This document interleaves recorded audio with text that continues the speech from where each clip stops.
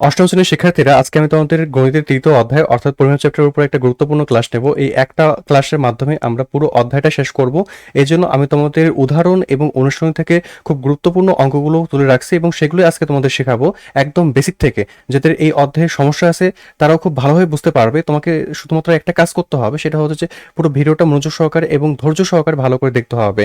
যেহেতু আজকে আমরা প্রায় 10-11টার মতো অঙ্ক করব, এই জন্য ভিডিওটা একটু লং হবে, কিন্তু তোমাদের ধৈর্য হারালে চলবে না। এই অধ্যায়টা কিন্তু বৃত্তি পরীক্ষার জন্য খুবই গুরুত্বপূর্ণ। আর এছাড়া তোমাদের বার্ষিক পরীক্ষায় যাদের এই অধ্যায় আছে তাদের জন্য তো অবশ্যই গুরুত্বপূর্ণ।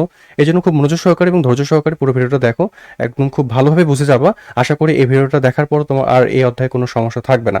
তো দেখো, আমরা প্রথম অঙ্কের দিকে চলে আসি। দেখো, আমি তোমাদের উদাহরণ থেকে একটা অঙ্ক দিয়ে রাখছি। এই অঙ্কটা আমরা সমাধান করি। খেয়াল করো আমাদের কি বলছে, একটু আমরা পড়ার চেষ্টা করব। ভালো করে দেখো তো। বলছে আমাদের একটা ঘরের দৈর্ঘ্য তার প্রস্থের 3 গুণ। ঠিক আছে। বলছে প্রতি বর্গমিটারে, ভালো করে খেয়াল করো, প্রতি বর্গমিটারে মানে কি, প্রতি বলতে হচ্ছে বোঝায় 1 বর্গমিটার। তাহলে 1 বর্গমিটারে 7.50 টাকা দরে ঘরটির মেঝে কার্পেট দিয়ে ঢাকতে হবে। তো এই হচ্ছে পুরো মেঝেটা আমরা যখন কার্পেট দিয়ে ঢাকবো তখন আমরা দেখতে পাচ্ছি এখানে মোট যে খরচ সেটা হচ্ছে আমাদের 1102.50 টাকা, বা আমাদের মোট 1102.50 টাকা ব্যয় হয়। আমাদের বলছে ঘরটির দৈর্ঘ্য এবং প্রস্থ নির্ণয় করতে হবে। তাহলে আমরা খেয়াল করি, এখানে আমাদের যেহেতু বলছে দৈর্ঘ্য প্রস্থের 3 গুণ, তাহলে শুরুতে আমরা কিন্তু ধরে নিব। তাহলে আমরা লিখি এখানে মনে করি, এইভাবে করে আমরা শুরু করব। মনে করি দিয়ে আমরা লিখে বলবো যে প্রস্থ। প্রস্থ আমরা কত ধরে নিতে পারি বলতো? আমরা প্রস্থ ধরো x মিটার ধরে নিই। ঠিক আছে। এবং দৈর্ঘ্য হবে, যেহেতু বলছে আমাদের প্রস্থের 3 গুণ, তাহলে আমরা বলবো 3x মিটার।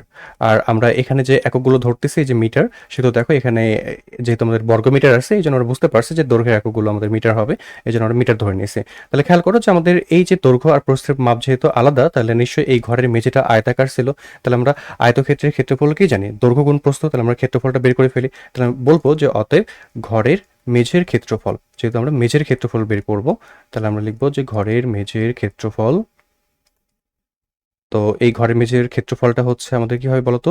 দৈর্ঘ্য গুণ প্রস্থ। তাহলে আমরা লিখি এখানে দৈর্ঘ্য গুণ প্রস্থ। তাহলে দৈর্ঘ্য কত বলতো? দৈর্ঘ্য হচ্ছে এক্স, আর প্রস্থ কিন্তু আমরা বের করলাম 3x। তাহলে গুণ করলে আমরা পাবো 3x² বর্গমিটার। আমরা জানি ক্ষেত্রফলের একক কি হয়? বর্গমিটার। তাহলে আমরা লিখি এখানে বর্গমিটার। এখন খেয়াল করো, আমাদের 1 বর্গমিটারে খরচ হচ্ছে কিন্তু 7.5 টাকা করে। তাহলে আমাদের টোটাল যে হচ্ছে ঘরের ক্ষেত্রফল সেটা কত ছিল? 3x² বর্গমিটার। তাহলে 1 বর্গমিটারে যদি 7.50 টাকা খরচ হয়, তাহলে এত বর্গমিটারে আমরা যদি কার্পেট দিয়ে ঢাকতে চাই তাহলে কত টাকা খরচ হবে সেটা আমরা একটু বের করে নিই। তাহলে আমরা হচ্ছে এখানে আবার লেখা শুরু করব। বলবো যে, তাহলে আমরা বলতে পারি যে 1 বর্গমিটার মেঝে কার্পেট দিয়ে ঢাকতে, এভাবে করে আমরা লিখতে পারি কার্পেট দিয়ে ঢাকতে। আমরা একটু ঠিক করে লিখি, কার্পেট দিয়ে ঢাকতে, কার্পেট দিয়ে ঢাকতে খরচ হয়। ঠিক আছে, আমরা লিখবো যে খরচ হয় কত টাকা বলতো? খরচ হয় আমাদের এখানে বলা আছে 7.50 টাকা। তাহলে আমরা বলি যে 7.50 টাকা। তাহলে অতএব আমরা এখন ক্ষেত্রফলটা কত পেলাম? ক্ষেত্রফল পেলাম কিন্তু আমরা 3x²। তাহলে আমরা বলবো 3x² বর্গমিটার মেঝে কার্পেট দিয়ে ঢাকতে খরচ হবে। তাহলে নিশ্চয়ই যেহেতু দেখো তো 1 বর্গমিটার থেকে এই মাপটা বেশি, তার মানে আমাদের অবশ্যই গুণ করতে হবে। তাহলে আমরা বলতে পারি 7.50 গুণ 3x² টাকা। তাহলে এত টাকা কিন্তু আমাদের খরচ হবে। তো আমরা এটাকে একটু ক্যালকুলেট করব। তাহলে একটু আমরা ক্যালকুলেটরে চলে আসি এবং ক্যালকুলেটরে এটাকে সলভ করি। তাহলে আমরা হচ্ছে দেখতে পাচ্ছি 7.50। আচ্ছা, আমি একটু ঠিক করে লিখি, 7.50 গুণ, আমরা হচ্ছে দেখছিলাম 3 গুণ ছিল। তাহলে আমরা পাচ্ছি কত বলতো? 22.5 কিন্তু। তাহলে আমরা হচ্ছে এখানে লিখবো 22.5। তো আমরা লিখি 22.5x² এত কিন্তু টাকা। তাহলে এত টাকা কিন্তু আমাদের পুরো ঘরের মেঝে কার্পেট বেছাতে খরচ হবে। তাহলে এখন একটা গুরুত্বপূর্ণ জিনিস খেয়াল করো যে আমাদের ঘরের পুরো মেঝেটা হচ্ছে কার্পেট দিয়ে ঢাকতে আমাদের কিন্তু 1102.50 টাকা ব্যয় হয়। তাহলে এটা তো বলাই ছিল যে আমাদের পুরো মেঝেটা হচ্ছে কার্পেট দিয়ে ঢাকতে এত টাকা খরচ হয়। আবার আমরা কিন্তু দেখো যে ম্যাথমেটিক্যালি দেখলাম যে আমাদের 22.5x² টাকা কিন্তু পুরো মেঝেটা ঢাকতে হচ্ছে খরচ হয়। তার মানে নিশ্চয়ই এই টাকার পরিমাণটা একই। তাহলে আমরা কি করব? প্রশ্ন মতে ধরে নিব যে এই টাকাটা মানেই আমাদের এই টাকাটা। ঠিক আছে। তাহলে আমরা এখন লেখা শুরু করি। তাহলে এখন দেখো আমরা কি লিখবো বলতো? আমরা লিখবো প্রশ্ন মতে বা শর্ত মতে লিখতে পারি। আমরা একটু কালারটা সিলেক্ট করে নিই। তাহলে আমরা লিখতে পারি শর্ত মতে বা প্রশ্ন মতে লিখতে পারো তোমরা। আমি ধরো প্রশ্ন মতে লিখি। তাহলে প্রশ্ন মতে আমরা লিখতে পারি যে এই যে আমাদের 22.5x² যে টাকাটা, এটা কার সমান হবে? এই যে 1102.50 টাকার সমান হবে। তাহলে 2.50 টাকা, তাহলে এই টাকাটার কিন্তু সমান হবে। তো যাক, আমরা এটাকে সমাধান করব, তাহলে আমরা বলতে পারি বা এক্স স্কোয়ার সমান 1102.50, এটাকে আমরা 22.5 দ্বারা ভাগ করব। তো আমরা একটু ক্যালকুলেটরে চলে আসি, তাহলে আমরা কত পাচ্ছি একটু খেয়াল করি। 1102.50, এটাকে ভাগ করব আমরা 22.5 দ্বারা, তাহলে 22.5 দ্বারা ভাগ করি, তাহলে দেখো তো কত পাচ্ছি আমরা, 49 পাচ্ছি। আমরা একটু নিচের দিকে চলে আসি, তাহলে আমরা বলতে পারি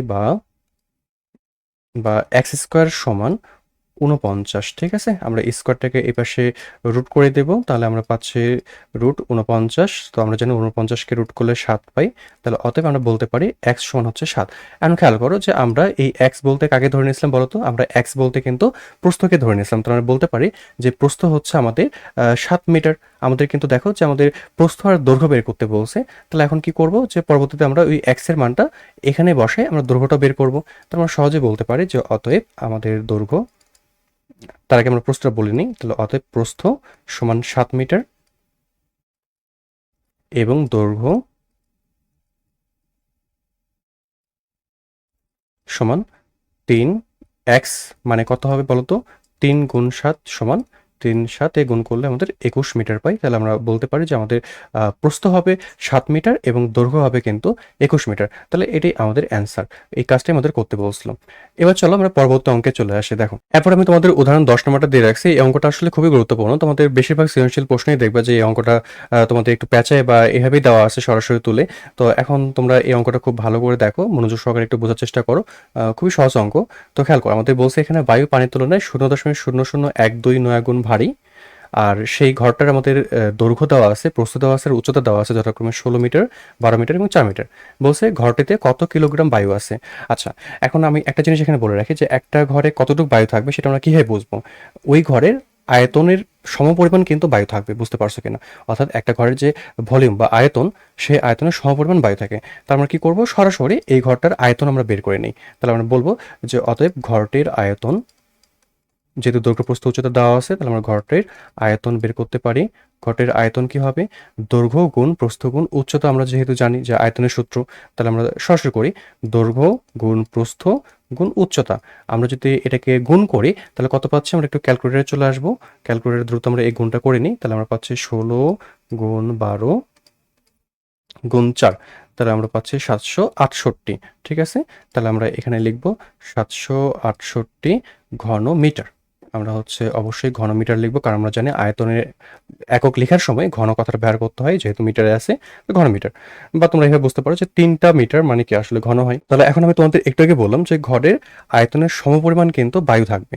তার মানে আমরা বলতে পারি যে অতএব বায়ুর যে আয়তন সেটা কত হবে বলতো, এই সেম এটাই হবে। তাহলে আমরা বলতে পারি বায়ুর আয়তন হবে 768 ঘন মিটার, ঠিক আছে। তাহলে আমরা এই কথাটা লিখে নিই। এখন দেখো, এখানে একটা কথা বলছে, এই যে বায়ু, বায়ু হচ্ছে পানির তুলনায় বলছে এত গুণ বেশি ভারী। এখন তাহলে পানির ওজন কতটুকু, সেই জিনিসটা আমাদের এক বুঝতে হবে। তার ওজনের এত গুণ করলেই কিন্তু আমরা বায়ুর ওজনটা পেয়ে যাব। তো এখানে আমি একটা গুরুত্বপূর্ণ জিনিস লিখবো এখন, সেটা হচ্ছে খেয়াল করো। দেখো, আমি হচ্ছে লিখবো কি বলতো, যে আমি লিখবো তোমাদের, দেখো, তো আমি এখানে একটা গুরুত্বপূর্ণ জিনিস লিখবো, সেটা হচ্ছে 1000 ঘন সেমি। আমি আবার বলতেছি 1000 ঘন সেমি, 1000 ঘন সেমি পানির ওজন, ঠিক আছে। বা পানির ওজন আমরা লিখবো এখানে, এই জিনিসটা তোমরা একটু মাথায় রাখবা। 1000 ঘন সেমি পানির ওজন হয় 1000 গ্রাম, ঠিক আছে। এই জিনিসটা তোমরা একটু মাথায় রাখবা, বুঝতে পারছো। তাহলে আমরা বলতে পারি অতএব 1 ঘন সেমি পানির ওজন হবে, তোমরা যদি এখন এটাকে এভাবে ক্যালকুলেট করো, তাহলে দুইটাকে কাটলে আমরা কত পাচ্ছি বলো তো, আমরা পাচ্ছি কিন্তু 1 গ্রাম। তাহলে আমরা বলতে পারি যে 1 ঘন সেমি পানির ওজন হবে 1 গ্রাম। তাহলে এখন এই বায়ুর ওজন যেটা হবে সেটা কি হয় বলতো, এই 1 গ্রামের সাথে আমরা যদি এত গুণ করে দিই তাহলে কিন্তু বায়ুর ওজনটা পেয়ে যাবো, কারণ পানির ওজনের থেকে বায়ুর ওজন এত গুণ ভারী, বুঝতে পারছো কিনা। তাহলে এখন আমরা যে কাজটা করব সেটা হচ্ছে, এই যে ঘনমিটারে আমরা রাখছিলাম এককটাকে, এটাকে আমরা ঘন সেন্টিমিটারে করব। কারণ কি বলতো, এই যে আমরা এখানেই দেখছি যে 1000 ঘন সেমি কিন্তু পানির ওজন 1000 গ্রাম হয়। তাহলে তোমরা একটু মাথায় রাখিও যে 1 ঘন সেমি পানির ওজন হয় 1 গ্রাম।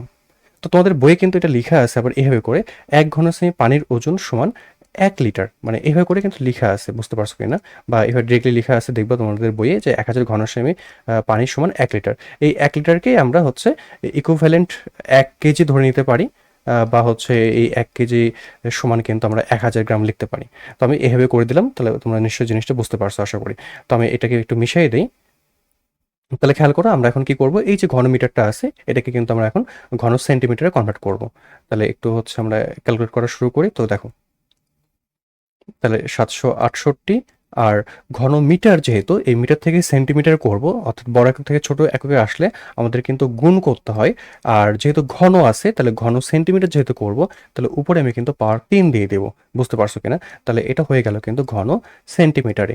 তাহলে এখন এটাকে যদি আমরা একটু সংখ্যাগতভাবে লিখি তাহলে কত হচ্ছে দেখো তো, 768 আর 100-এর উপর পাওয়ার 3, মানে আসলে এখানে শূন্য থাকবে 1 2 3 4 5 6টা। তাহলে আমরা বলতে পারি এত ঘন সেমি। তাহলে আমরা এখন নিচের দিকে চলে আসি। আমরা এখন তাহলে বলবো যে 1 ঘন সেমি, 1 ঘন সেমি বায়ুর ওজন, একটু আগে তোমাদের দেখাইলাম যে 1 ঘন সেমি পানির ওজন ছিল 1 গ্রাম। তাহলে 1 ঘন সেমি বায়ুর ওজন হবে কতটুকু বলো তো, 1 ঘন সেমি বায়ুর ওজন হবে ওই যে দেখো পানির ওজনের থেকে এত গুণ ছিল, একটু আগে খেয়াল করছো যে পানির ওজনের থেকে কিন্তু এত গুণ বেশি ভারী ছিল। তাহলে আমরা কি করব, যে এত ঘনশ্রেণী বায়ুর ওজন যেটা হবে সেটা পানির ওজন যেটা ছিল, একটু আগে তোমরা দেখছিলা যে পানির ওজন ছিল কিন্তু 1 গ্রাম, মানে 1 ঘনশ্রেণী পানির ওজন ছিল 1 গ্রাম। তাহলে 1 ঘনশ্রেণী বায়ুর ওজন হবে এই যে পানির ওজনের থেকে 0.00 কত পেয়েছিলাম একটু দেখে নেই, 129। তাহলে আমরা বলবো এখানে 129। আচ্ছা একটু ভালো করে লিখি আমরা, 129 এত গুণ, বুঝতে পারছো কিনা, এই যে আমরা গুণ করে দিলাম, তাহলে এত গুণ, তাহলে এটাই কিন্তু আমাদের এখন কি হবে, তাহলে এটাই কিন্তু আমাদের এখন গ্রাম এককে কনভার্ট হয়ে গেল। তাহলে আমরা বলতে পারি যে 1 ঘনসেমি বায়ুর ওজন হবে এত গ্রাম। এখন আমরা ওই ঘরটিতে কতটুকু বায়ু পাইছি, আমরা ঘরটিতে কিন্তু এতটুকু বায়ু পাইছি, তাহলে আমরা বলবো যে অতএব 768 দিয়ে আমাদের 6টা শূন্য ছিল, তাহলে 1 2 3 4 5 6 6টা শূন্য, তাহলে এত ঘনসেমি বায়ুর ওজন হবে। এই যে দেখো এটার সাথে কিন্তু গুণ হবে, বুঝতে পারছো কিনা। তাহলে 768 দিয়ে আমরা 1 2 3 4 5 6 6টা শূন্য দেবো, দিয়ে আমরা এই যে 0.00 129 গুণ করব, ঠিক আছে। তাহলে এত হচ্ছে আমাদের কি হবে, গ্রাম হবে। ওকে, তাহলে এখন আমরা এটাকে ক্যালকুলেটর একটু সলভ করে নিই দ্রুত। তাহলে ক্যালকুলেটর একটু চলে আসে আমি, তাহলে আমরা হচ্ছে কত পাচ্ছিলাম বলতো, 768 দিয়ে 6টা শূন্য, 1 2 3 4 5 6, কটা শূন্য দিলাম একটু গুণে নেই, 1 2 3 4 5 6 দিয়ে আমরা হচ্ছে এখানে গুণ করব 0.0012 তাহলে আমরা যদি গুণ করি তাহলে আমরা পাচ্ছি দেখো কত, এখানে খেয়াল করো তো, 9900720। আমরা একটু লিখে নেই এখানে 9900720। তাহলে আমরা বলতে পারি এত কিন্তু গ্রাম, ঠিক আছে। আমরা কিন্তু এটা গ্রামে বের করছি। আমাদের উত্তর কি চাইছে একটু ভালো করে খেয়াল করো তো, আমাদের উত্তর কিন্তু কিলোগ্রামে চাইছে, অর্থাৎ কত কেজি বায়ু আছে সেটা কিন্তু চাইছে। তাহলে আমরা যে কাজটা করব এখানে সেটা হচ্ছে যে এই গ্রাম থেকে আমরা কিলোগ্রামে আসবো। আমরা জানি যে 1 কিলোগ্রাম সমান 1000 গ্রাম। তাহলে আমরা যদি গ্রাম থেকে কিলোগ্রাম আসতে চাই নিশ্চয়ই ভাগ করতে হবে। তাহলে আমরা এই মানটাকে 9900720কে 1000 দ্বারা ভাগ করে দেবো, ঠিক আছে। তাহলে 1000 দ্বারা ভাগ করলে আমরা যেটা পাবো সেটা হচ্ছে তোমাদের 990.720, এটা পাবো। পরে আর শূন্য লেখার দরকার নেই। তার মানে এত কেজি বা এত কিলোগ্রাম আমরা কিন্তু ওই ঘরটিতে বায়ু পাবো। তার মানে এটাই আমাদের বের করতে বলছে এবং এটাই আমাদের অ্যান্সার, ঠিক আছে। তাহলে আশা করি তোমরা এই অঙ্কটা খুব ভালোভাবে বুঝতে পারছো। তো চলো আমরা পরবর্তী অঙ্কের দিকে চলে যাই। দেখো এবার আমি উদাহরণ 11 নম্বর একটা অঙ্ক দিয়ে রাখছি। দেখো কি বলছে এখানে, 21 মিটার দীর্ঘ এবং 15 মিটার প্রস্থ একটি বাগানের বাইরের চারদিকে 2 মিটার প্রস্থ একটা রাস্তা আছে। প্রতি বর্গ মিটারে, প্রতি বর্গ মিটার মানে একটু আগে তোমাদের বলছিলাম যে 1 বর্গমিটার করে, ঠিক আছে। তাহলে 1 বর্গমিটারে 2.75 টাকা দরে ওই রাস্তাটিতে ঘাস লাগাতে মোট কত টাকা খরচ হবে। তো আমি একটু ছোট করে একটা চিত্র অঙ্কন করি, তাহলে তোমরা খুব সহজে এই জিনিসটা বুঝতে পারবে। মনে করো এটা একটা বাগান, এভাবে ছোট করে আমি একটা বাগান দিয়ে রাখি। এই বাগানের হচ্ছে বাইরে 2 মিটার চওড়া একটা রাস্তা আছে। তার মানে ধরো এরকম হবে বিষয়টা। আমি হচ্ছে এরকম করে অঙ্কন করে তোমাদের একটু বুঝাই দিচ্ছি। দেখো, তো প্রথমত আমরা হচ্ছে একটু খেয়াল করি যে আমাদের এখানে বলছে যে 21 মিটার দীর্ঘ। তাহলে 21 মিটার দীর্ঘ বলতে হচ্ছে আমরা এই যে দেখো, এই যে আমাদের এই যে অংশটুকু বাগান, এই অংশটুকুটা হচ্ছে আমাদের 21 মিটার। তাহলে আমরা ধরবো যে এই অংশটা হচ্ছে আমাদের 21 মিটার তাহলে বাগানের দৈর্ঘ্য হচ্ছে 21 মিটার, আর এই যে প্রশস্ততা সেটা হচ্ছে বলছে 15 মিটার। তাহলে আমরা বলতে পারি এটা হচ্ছে 15 মিটার। আর চারদিকে এই যে এই পাশে, এই যে এই পাশে আমরা যে রাস্তাগুলো দেখতে পাচ্ছি, অর্থাৎ আমাদের দেখো এই যে আমাদের সাইডে এই অংশটুকু আছে, এটাই হচ্ছে কিন্তু আমাদের রাস্তা। এই যে আমরা দেখতে পাচ্ছি এই রাস্তাই হচ্ছে আমাদের বলছে কি করতে হবে, যে আমাদের ঘাস লাগাতে হবে, দিয়ে মোট কত টাকা খরচ হবে, বুঝতে পারছো কিনা? এবং এই সমস্ত রাস্তা হচ্ছে কিন্তু আমাদের দেখো এখানে বলছে যে 2 মিটার করে কিন্তু প্রশস্ত, তার মানে চারদিকে কিন্তু সমান। অর্থাৎ আমরা বলতে পারি যে এইদিকে যদি 2 মিটার হয়, তাহলে এখানে এই পাশেও 2 মিটার, এদিকেও 2 মিটার। তাহলে আমাদের এখানে খেয়াল করো যে আমরা যদি এই রাস্তাটার, এই যে আমাদের চারপাশে যে রাস্তাটা আছে, 2 মিটার প্রশস্ত যে রাস্তা আছে, সেই রাস্তাটার যদি আমরা ক্ষেত্রফল বের করতে পারি, তার সাথে যদি আমরা 2.75 টাকা গুণ করে দিই, তাহলে কিন্তু ওই রাস্তায়, অর্থাৎ এই সমস্ত রাস্তায় ঘাস লাগাতে কত টাকা খরচ হবে সেটা কিন্তু বের হয়ে আসবে। তাহলে প্রথমত আমরা কি করব, আমরা এই পুরো অংশটার দৈর্ঘ্যটা বের করব, যেন আমরা রাস্তা সহ এই পুরো অংশটার ক্ষেত্রফল বের করতে পারি, মানে বাগান এবং রাস্তা এই পুরো অংশটা সহ একবারে যেন আমরা ক্ষেত্রফলটা বের করতে পারি। তাহলে এখন একটা জিনিস খেয়াল করো, যে আমাদের এই যে এখানে হচ্ছে বাগানের দৈর্ঘ্য যদি 21 মিটার হয়, তার মানে এখান থেকে এই পর্যন্ত অংশ এটাও কিন্তু 21 মিটার।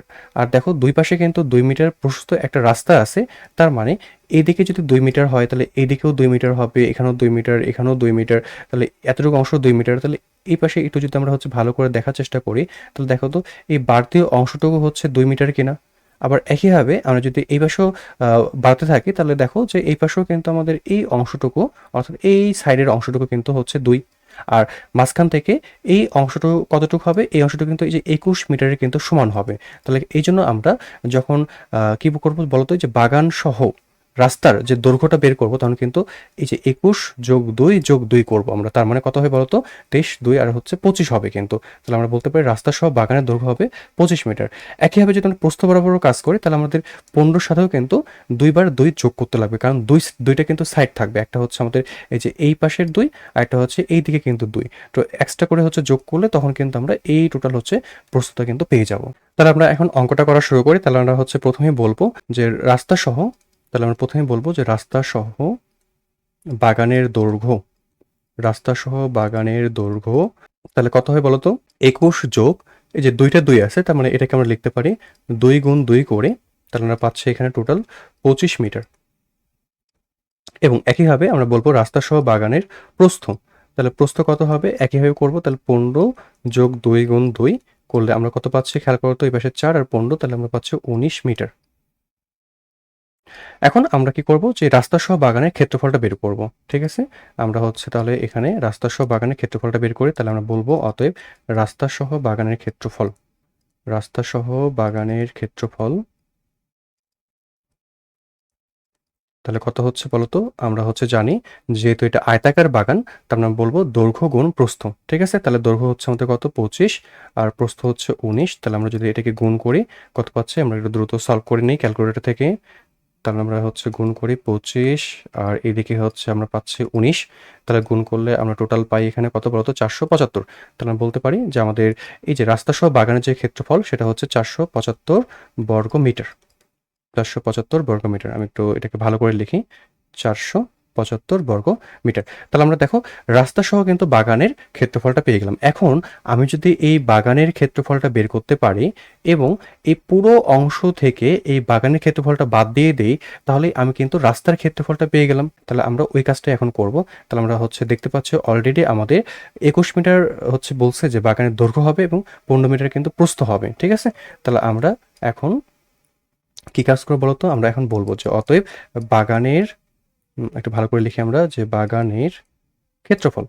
তাহলে আমরা বলতে পারি বাগানের ক্ষেত্রফল হবে, দৈর্ঘ্য কত ছিল 21, আর প্রস্থ কত ছিল আমাদের বাগানের 15, তাহলে এত বর্গ মিটার। ঠিক আছে, এটাকে আমরা যদি সলভ করি তাহলে আমরা কত পাচ্ছি, আমরা দ্রুত একটু ক্যালকুলেটর থেকে সলভ করে নিই। তাহলে দেখো আমরা পাচ্ছি 21 গুণ 15 যদি করি, তাহলে আমরা পাচ্ছি কত, ইকুয়াল চাপে, তাহলে পাচ্ছি আমরা 315। ঠিক আছে, তাহলে আমরা হচ্ছে এখানে লিখবো 315 বর্গ মিটার। তাহলে আমরা কিন্তু দেখো যে বাগানের ক্ষেত্রফল পেয়ে গেলাম, আর এইদিকে আমরা রাস্তা সহ কিন্তু বাগানের ক্ষেত্রফল হচ্ছে পেয়ে গেছে।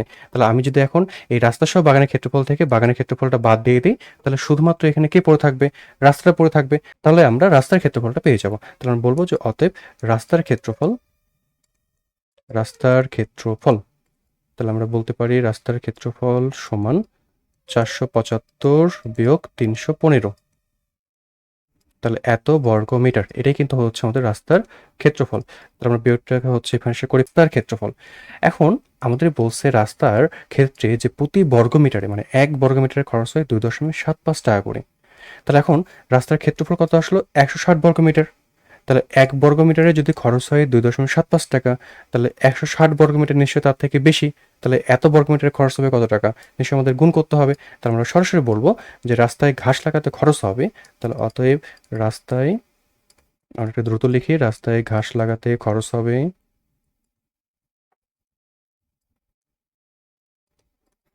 হবে, তাহলে কত বলতে পারি বলতো? খরচ হবে হচ্ছে আমাদের 160 গুণ 2.75।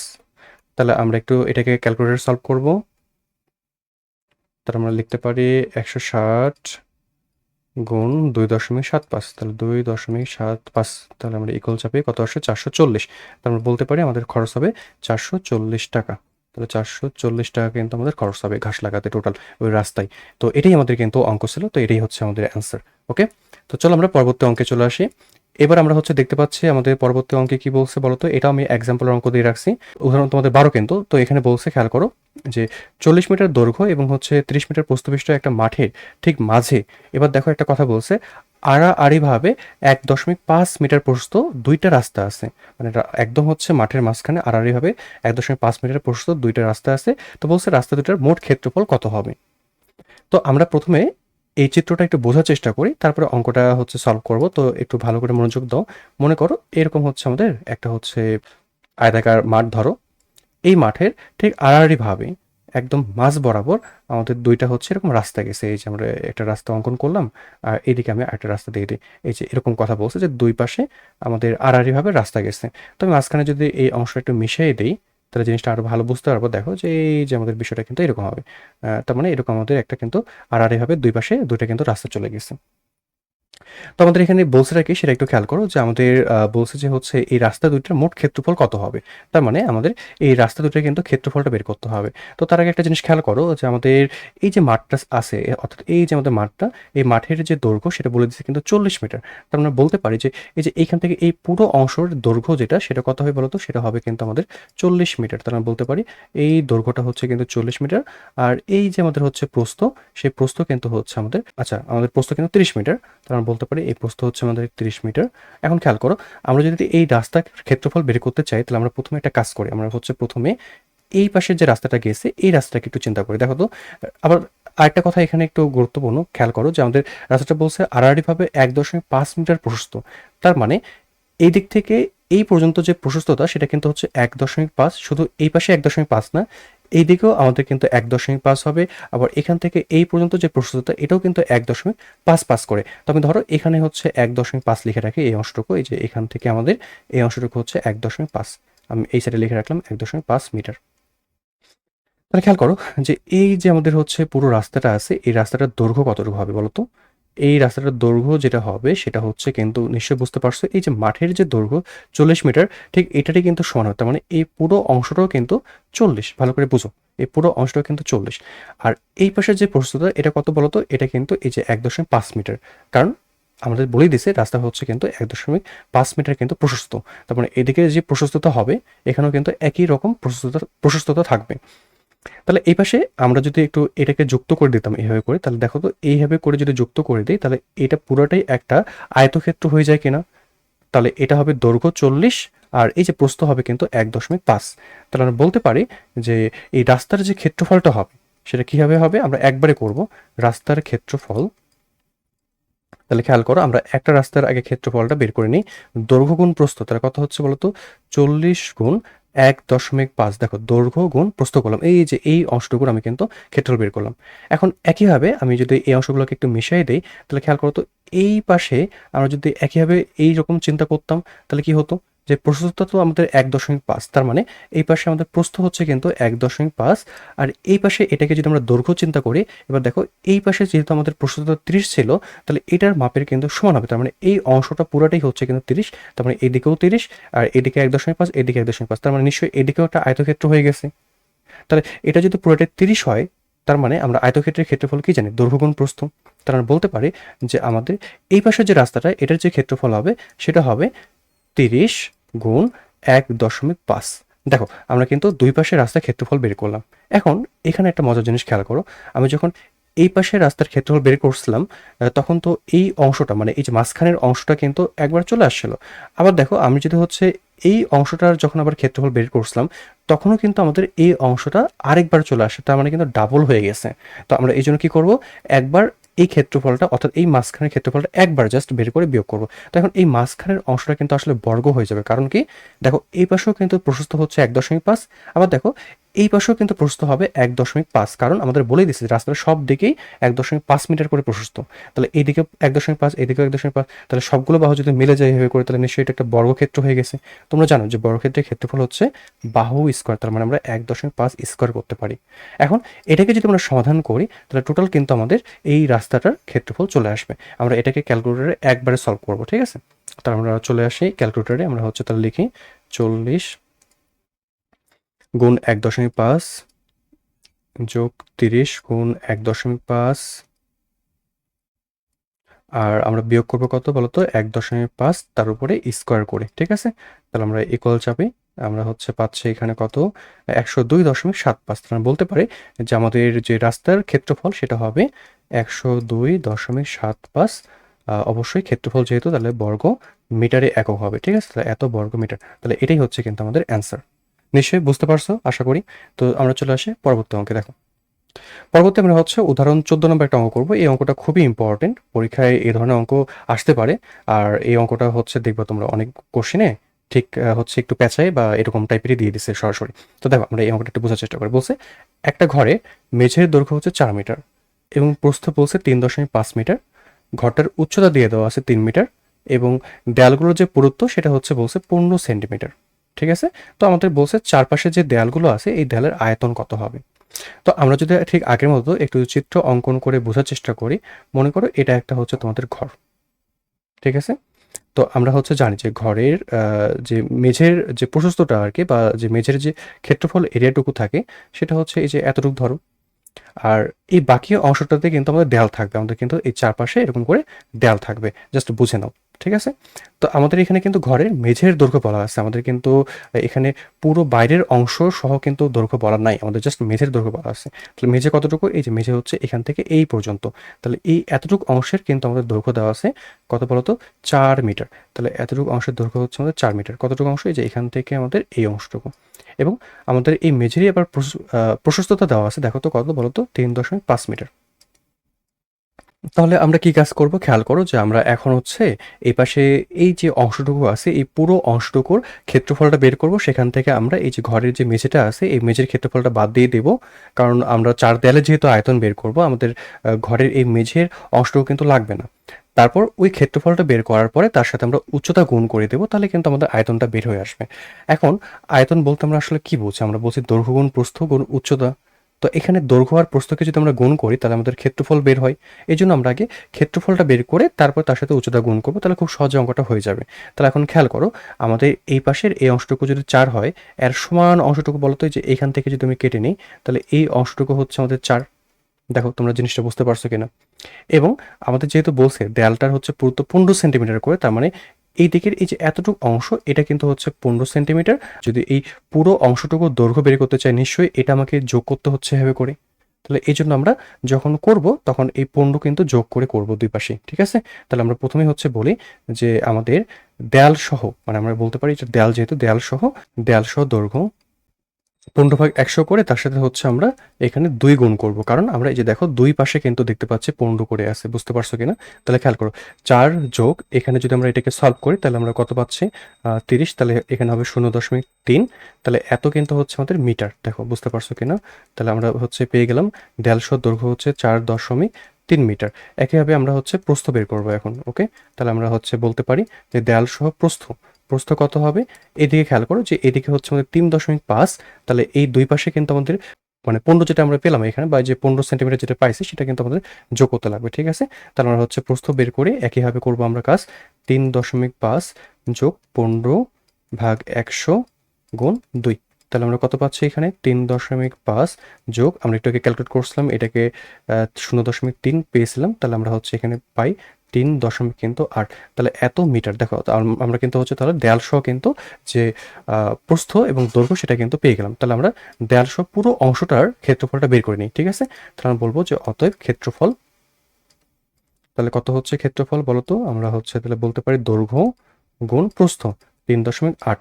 তাহলে এটা গুণ করে তাহলে আমাদের একক হবে কিন্তু বর্গ মিটারের, নিশ্চয়ই আমরা সংক্ষেপে বর্গ মি লিখে রাখি। তাহলে 4.3-এর সাথে আমরা 3.8 একটু গুণ করে নিই দ্রুত। তো ক্যালকুলেটরে চলে আসি আমরা আবার। তো দেখো তাহলে 4.3 গুণ 3.8 করলে কত হচ্ছে আমাদের এখানে, আমাদের হচ্ছে দেখো এখানে 16.34। তাহলে আমরা বলতে পারি যে আমাদের পুরো অংশটার কিন্তু যে ক্ষেত্রফল সেটা হচ্ছে 16.34 বর্গ মিটার, ঠিক আছে, এত বর্গ মিটার। তাহলে এখন একটা জিনিস খেয়াল করো যে আমাদের এখানে যে কাজটা করতে হবে যে এই যে আমাদের হচ্ছে ঘরের যে মেঝে, এই মেঝেটা তো দেয়ালের মধ্যে অন্তর্ভুক্ত না।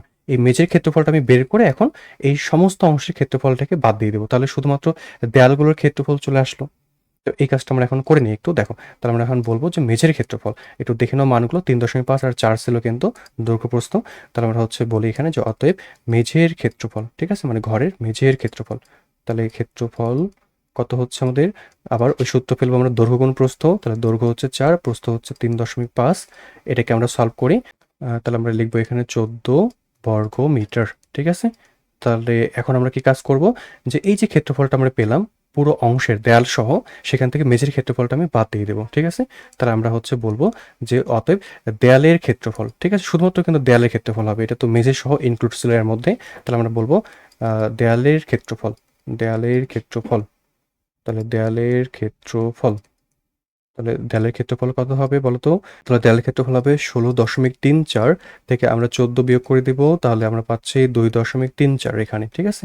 তাহলে 2.34 বর্গ মিটার। তাহলে আমরা বলতে পারি যে দেয়ালের ক্ষেত্রফল হবে এত বর্গ মিটার। এখন আমাদের কিন্তু 4টা দেয়ালের কিন্তু আয়তন বের করতে বলছে, তো আমরা অলরেডি যেহেতু ক্ষেত্রফল পেয়ে গেছি, তাহলে ক্ষেত্রফলের সাথে আমরা যদি উচ্চতা গুণ করে দিই তাহলে কিন্তু আমরা আয়তন পেয়ে যাব, ঠিক আছে। তাহলে আমরা এই জায়গায় এখন সরাসরি বলবো যে অতএব 4টি দেয়ালের আয়তন, তাহলে অতএব 4 দেয়ালের আয়তন, 4 দেয়ালের আয়তন এখানে আমরা হচ্ছে দ্রুত লিখে নেই। তাহলে আয়তন কি হবে, এই যে ক্ষেত্রফল পেলাম আমরা 2.34, এর সাথে আমরা গুণ করব কত বলতো, উচ্চতা। উচ্চতা একটু আগে তোমরা দেখলা যে 3 পাইছিলা, ঠিক আছে। তাহলে আমরা 3 গুণ করলে কিন্তু আয়তনটা পেয়ে যাব। তাহলে আমরা একটু ক্যালকুলেটরে সলভ করে নিই এটাকে দ্রুত। তাহলে দেখো কত আসতেছে আমাদের বলতো, 2.34 গুণ 3। তাহলে এটাকে আমরা যদি সলভ করি তাহলে আমরা পাচ্ছি 7.02। তাহলে আমরা বলতে পারি যে আমাদের ঘর 4 দেয়ালে যে আয়তন হবে সেটা হবে 7.02 ঘন মিটার। ওকে, যেহেতু আমাদের আয়তন, তাহলে আয়তনের ক্ষেত্রে কি করতে হয়, ঘন ইউজ করতে হয়, এই জন্য আমরা বলতে পারি যে ঘন মিটার। তাহলে এটাই হচ্ছে কিন্তু আমাদের অ্যান্সার। এই অঙ্কটা কিন্তু খুবই গুরুত্বপূর্ণ, দেখো তোমরা ভালোভাবে বুঝতে পারছো কিনা। তো এই হচ্ছে আমাদের এই অঙ্কটা। এরপর আমরা চলে আসি পরের দিকে। দেখো এবার আমরা একদম অনুশীলনীতে ঢুকে যাব। অনুশীলনীতে হচ্ছে আমরা খেয়াল করো যে আমি তোমাদের 14 নম্বর অঙ্কটা দূরে রাখছি। এই অঙ্কটা খুবই গুরুত্বপূর্ণ। দেখো বলছে একটা আয়তাকার ক্ষেত্রের দৈর্ঘ্য হচ্ছে আমাদের 48 মিটার এবং প্রস্থ হচ্ছে 32 মিটার 80 সেন্টিমিটার এবং ক্ষেত্রটার বাইরে চারদিকে 3 মিটার বিস্তৃত একটা রাস্তা আছে, রাস্তাটার ক্ষেত্রফল কত। ঠিক আগের মতো হচ্ছে চিন্তা করো যে আমাদের এবার কিন্তু দেখো যে এই যে রাস্তাটা আছে এটা কিন্তু ঠিক আমাদের বাইরে কিন্তু আছে রাস্তাটা, ঠিক আছে। তাহলে আমরা হচ্ছে ধরো এরকম করে একটা আয়তাকার ক্ষেত্রের কথা চিন্তা করি এবং এই ক্ষেত্রের চারদিকে বাইরে, এই যে বাইরের চারদিকে 3 মিটার প্রশস্ত একটা রাস্তা আছে। তো আমার এখানে চিত্রটা একটু 19-20 হতে পারে, তোমরা জাস্ট বুঝে নিও যে আমাদের এই দিকে এই পাশে, এই যে এই পাশে, তারপরে আচ্ছা আমি একটু বড় করে নিই। দেখো এই যে এই পাশে, তারপরে এই পাশে, এই পাশে, এই সব দিকে সমান কিন্তু হবে, মানে 3 মিটার করেই হবে। এই যে আমাদের বলছে চারদিকে যে 3 মিটার বিস্তৃত রাস্তা আছে। আর আমাদের এই যে ভিতরে যে আয়তাকার ক্ষেত্রটা, এই যে ভিতরে যে আয়তাকার ক্ষেত্র, এটাকে মনে মনে চিন্তা করো। এই আয়তাকার ক্ষেত্রের যে দৈর্ঘ্য সেটা হচ্ছে কিন্তু আমাদের 48, আর এই পাশের যে প্রস্থ সেটা হচ্ছে কিন্তু আমাদের এই যে 32 মিটার 80 সেন্টিমিটার, বুঝতে পারছো কিনা। তো এখন এইদিকেও যেহেতু আমাদের 3 করে, এদিকেও যেহেতু আমাদের 3 করে, তাহলে আমরা যখন রাস্তা সহ এই আয়তাকার ক্ষেত্রের দৈর্ঘ্য বের করব তখন কি করতে হয় বলতো, একটু আগে তোমাদের হচ্ছে করাইছিলাম যে 48 যোগ আমরা এই পাশেও 3, এই পাশেও 3 কিন্তু আমি যোগ করব। তাহলে কত হবে বলতো, যে 2 গুণ কিন্তু 3 হবে। একইভাবে যদি আমি প্রস্থ বরাবর কাজ করতে চাই তাহলে আমি তখন হচ্ছে কত কাজ করব, এই যে 32 যোগ কিন্তু একইভাবে আমরা হচ্ছে 2 গুণ 3 করতে পারি। তাহলে আমরা কিন্তু এই প্রস্থ বরাবর অর্থাৎ আয়তাকার ক্ষেত্র সহ এই রাস্তার কিন্তু দৈর্ঘ্য প্রস্থ পেয়ে যাব।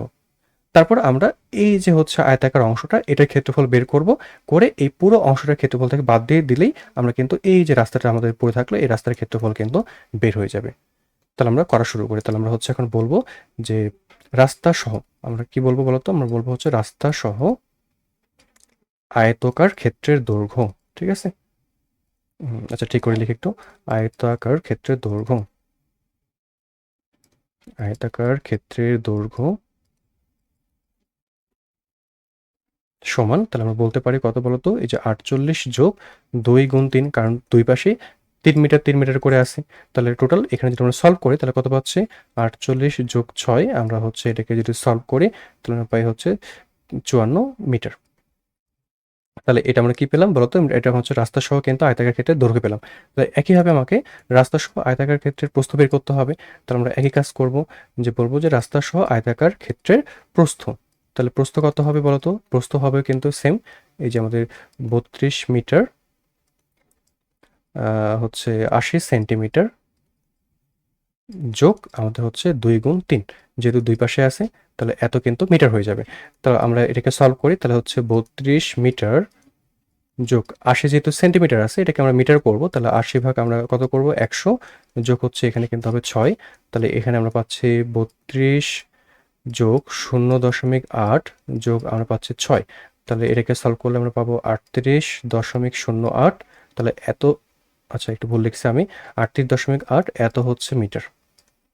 ওকে, তাহলে আমরা দেখো যে রাস্তা সহ আয়তাকার ক্ষেত্রে দৈর্ঘ্য এবং প্রস্থ কিন্তু পেয়ে গেলাম। তাহলে আমরা এখন নিশ্চয়ই ক্ষেত্রফল বের করতে পারবো। ক্ষেত্রফল হচ্ছে আমরা সূত্র কি জানি, যে দৈর্ঘ্য গুণ প্রস্থ, ওই সেম আগের মতো করে আমরা কাজ করব। তাহলে আমরা বলবো যে অতএব আয়তাকার ক্ষেত্রের ক্ষেত্রফল। তাহলে ক্ষেত্রফল কত হবে আমাদের, ক্ষেত্রফল হবে এই যে দৈর্ঘ্য গুণ প্রস্থ 38.8। তাহলে আমরা এটাকে ক্যালকুলেটর সলভ করে নিই। তাহলে ক্যালকুলেটর সলভ করলে আমরা কত পাচ্ছি একটু দেখি, 54 গুণ আমরা লিখবো 38.8, তাহলে আমরা পাচ্ছি কত বলতো, আমরা পাচ্ছি 2095.2। তাহলে আমরা একটু লিখে নেই, এখানে লিখবো আমরা 2095.2 এত বর্গ মিটার, যেহেতু ক্ষেত্রফল আমাদের একক কি হবে, বর্গ মিটারে হবে। কেন, তো আমরা যে কাজটা করলাম এখন সেটা হচ্ছে যে আমরা এই রাস্তা সহ পুরো অংশটার ক্ষেত্রফল বের করলাম। এখন আমরা এই আয়তাকার অংশটার ক্ষেত্রফলটা, এই যে আমি দেখাচ্ছি এখানে, এই আয়তাকার অংশের ক্ষেত্রফলটা আমি বের করব, করে আমি এই পুরো অংশের ক্ষেত্রফল থেকে বাদ দিয়ে দেবো, তাহলে কিন্তু আমি এই রাস্তার ক্ষেত্রফল পেয়ে যাবো।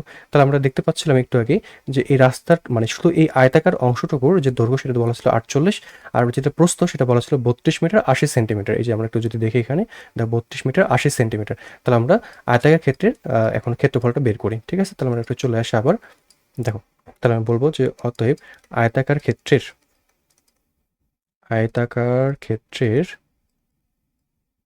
ক্ষেত্রফল। তাহলে ক্ষেত্রফল কত হয় বলতো, যে ক্ষেত্রফলের ক্ষেত্রে আমরা হচ্ছে একটু আগে আয়তাকার অংশের দৈর্ঘ্য পাইছিলাম 48 মিটার এবং প্রস্থ পাইছিলাম 32 মিটার 80 সেন্টিমিটার। তাহলে আমরা এটাকে একবারে করব, আমরা জানি আয়তাকারের ক্ষেত্রে ক্ষেত্রফল দৈর্ঘ্য গুণ প্রস্থ, তাহলে আমরা বলবো 48 গুণ একবারে করব আমরা 32, এটা মিটারই ছিল, আর আমরা জানি 80 সেন্টিমিটার ছিল, তাহলে 80কে আমরা একবারে মিটার করে ফেলি, 100 দ্বারা ভাগ করে মিটার করে ফেলো। তাহলে দেখো এখানে থাকবে 48 গুণ, এখানে থাকতেছে 32 যোগ, এটাকে তোমরা যদি সলভ করো তাহলে পাবে 0.8, তাহলে এটাকে আমরা যোগ করি, তাহলে আমরা বলতে পারি 48 গুণ 32.8। ঠিক আছে, তাহলে এই যে আমাদের এটা কিন্তু কি হলো বলতো, এটা হচ্ছে আমাদের আয়তাকার অংশের যে অংশটুকু ছিল সেই অংশটুকুর ক্ষেত্রফল। এটাকে আমরা সলভ করি একটু ক্যালকুলেটরে, তো দেখি 48 যোগ 32.8, তাহলে আমরা এখানে লিখবো 48, আচ্ছা যোগ না মানে গুণ হবে, 48 গুণ 32.8, তাহলে আমরা 32.8 গুণ করি, তাহলে আমরা পাচ্ছি কত বলতো, আমরা পাচ্ছি হচ্ছে 1574.4। আমরা এখানে লিখে রাখি 1574.4, তাহলে এত কিন্তু বর্গ মিটার। দেখো তাহলে এই যে ক্ষেত্রফলটা আমি বের করলাম এটা কিন্তু আমাদের আয়তাকার ক্ষেত্রে ক্ষেত্রফল, আর আমরা এই যে রাস্তা সহ আয়তাকার ক্ষেত্রে ক্ষেত্রফল পেয়েছিলাম এটা। তো এখান থেকে যদি আমরা এই অংশটা বাদ দিয়ে দিই তাহলে কিন্তু আমরা এই যে যে রাস্তাটা পড়ে থাকলো আমাদের, এই রাস্তার কিন্তু ক্ষেত্রফলটা বের হয়ে আসবে। তাহলে আমরা এখন সরাসরি বিয়োগ করে রাস্তার ক্ষেত্রফলটা বের করতে পারবো। তাহলে আমরা বলবো যে অতএব রাস্তার ক্ষেত্রফল, তাহলে অতএব রাস্তার ক্ষেত্রফল সমান কত হচ্ছে, এই যে আমরা বিয়োগ করি 2095.2 বিয়োগ 1574.4। তো এটাকে আমরা ক্যালকুলেটরে দ্রুত সলভ করে ফেলি। তো খেয়াল করো কত পাচ্ছি আমরা, তাহলে আমরা লিখতে পারি 2095.2, ঠিক আছে, বিয়োগ 1574, 520.4। তাহলে বিয়োগ করলে আমরা কত পাচ্ছি? আমরা পাচ্ছি 520.8। তাহলে এত বর্গমিটার কিন্তু ক্ষেত্রফল হবে রাস্তার, ঠিক আছে? তাহলে আমরা লিখতে পারি 520.8 বর্গ মিটার। যেহেতু ক্ষেত্রফল তাহলে অবশ্যই বর্গমিটার হবে। তাহলে এটাই হচ্ছে কিন্তু আমাদের অ্যান্সার। তাহলে আমাদের অঙ্কটা হয়ে গেল। তাহলে নিশ্চয়ই বুঝতে পারছো? এই ধরনের অঙ্ক আসলে খুব সহজেই তোমরা কিন্তু করতে পারবো সলভ। তো চলে আসি আমরা পরবর্তী অঙ্কে, দেখি কি বলছে এরপরে। দেখো এবার হচ্ছে আমাদের বলছে একটা চৌবাচ্চায় 19,200 লিটার পানি ধরে। দেখতে পাচ্ছ নিশ্চয়ই, এখানে লেখা আছে আমাদের একটা চৌবাচ্চায় 19,200 লিটার পানি ধরে এবং এর গভীরতা বলে দেওয়া আছে 2.56 মিটার এবং প্রস্থ বলে দেওয়া আছে 2.5 মিটার। তাহলে বলছে এর দৈর্ঘ্য কত হবে? তাহলে এখন খেয়াল করো যে আমাদের এই চৌবাচ্চায় যে পানিটা দেওয়া আছে সেটা কিন্তু লিটার এককে দেওয়া আছে, আর এখানে আমাদের গভীরতা এবং হচ্ছে প্রস্থ এগুলো কিন্তু মিটার এককে দেওয়া আছে। সবসময় একটা জিনিস মাথায় রাখবা যে আমাদের এককগুলোকে কিন্তু সেম রাখতে হবে। এই জন্য আমরা প্রথমে এই লিটারটাকে ঘন মিটারে কনভার্ট করব, ঠিক আছে? তাহলে কিভাবে করবো খেয়াল করো, যে আমরা হচ্ছে প্রথমে লিখবো যে আমরা জানি, এভাবে লিখবা যে আমরা জানি যেহেতু পানির কথা বলছে এখানে, তো পানির ক্ষেত্রে এই জিনিসটা মাথায় রাখবা যে আমি নিচে লিখে দিচ্ছি, খেয়াল করো যে 1000 লিটার। আচ্ছা একটু ভালো করে লিখি, 1000 লিটার। তোমরা হচ্ছে লিখবা এখানে যে 1000 লিটার পানি সমান কত হবে বলতো? 1 ঘন মিটার, ঠিক আছে? 1 ঘন মিটার। তাহলে আমরা বলতে পারি যে এই ঘনমিটার হচ্ছে বড় একক আর লিটার হচ্ছে ছোট। তাহলে ছোট থেকে বড় এককে যেতে গেলে আমাদের ভাগ করতে হয়। তাহলে আমরা অতএব বলবো যে 19,200 লিটার এত লিটার সমান হবে। তাহলে হচ্ছে আমরা বলতে পারি যে 19,200 ভাগ হচ্ছে আমাদের 1000।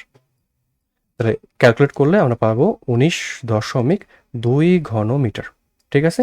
তাহলে দেখো আমরা কিন্তু এখানে কি পেলাম বলতো? আমরা হচ্ছে এই যে চৌবাচ্চায় যে পানি ধরে এটা হচ্ছে আমরা কিন্তু ঘন মিটার এককে কনভার্ট করে ফেললাম। এখন আমরা জানি যে তরল পদার্থ যে পাত্রে থাকে সেই পাত্রের মানে আয়তনের সমান হচ্ছে পরিমাণ কিন্তু থাকে। তাহলে এখন দেখো যে ওই হচ্ছে চৌবাচ্চার আমাদের গভীরতা দেওয়া আছে, মানে যেটাকে আমরা উচ্চতা ধরতে পারি, তারপর প্রস্থ দেওয়া আছে, দৈর্ঘ্য দেওয়া আছে। 3টা জিনিসকে যদি আমরা গুণ করি, দৈর্ঘ্য, প্রস্থ, উচ্চতা, তাহলে আমরা আয়তন পাই। আর আয়তনে আমরা কি পাই? এই যে ঘন মিটার এই এককটা পাই। তাহলে দেখো তখন কিন্তু দুটোকে আমরা সমান লিখতে পারবো। এজন্য আমরা এই দৈর্ঘ্যটাকে প্রথমেই তোমরা লিখবা যে মনে করি দৈর্ঘ্য হচ্ছে আমাদের x মিটার, ঠিক আছে? মনে করে দৈর্ঘ্য হচ্ছে আমাদের x মিটার। এই কথাটা প্রথমে আগে লিখে নেবা যে x মিটার। তাহলে এখন তোমরা চৌবাচ্চাটার আয়তন বের করো। তাহলে এখানে লিখবা যে অতএব চৌবাচ্চাটির আয়তন। তাহলে চৌবাচ্চার আমরা লিখতে পারি আয়তন কত হবে বলতো? এই যে দৈর্ঘ্য গুণ প্রস্থ গুণ উচ্চতা। এখন দৈর্ঘ্য আমরা কত ধরে নিচ্ছি? x ধরে নিচ্ছি। তাহলে দৈর্ঘ্য গুণ প্রস্থ কত বলতো? প্রস্থ হচ্ছে 2.5 আর উচ্চতা কত? উচ্চতা হচ্ছে আমাদের কিন্তু 2.56। তাহলে এত হচ্ছে আমাদের কিন্তু ঘন মিটারে হবে এককটা, ঠিক আছে? ঘন মিটার। তো এখন তাহলে আমরা এটাকে যদি ক্যালকুলেট করি তাহলে কত আসতেছে? আমরা একটু দ্রুত ক্যালকুলেশন করি। তাহলে এখন খেয়াল করো 2.56 আর তার সাথে গুণ হবে হচ্ছে আমাদের 2.5। তাহলে আমরা বলতে পারি আমাদের আনসার আসবে 6.4, ঠিক আছে? তাহলে আমরা এখানে 6.4 লিখতে পারি। ওকে, তাহলে আমরা একটু নিচে লিখি এখানে। তাহলে আমরা বলতে পারি 6.4 ঘন মিটার।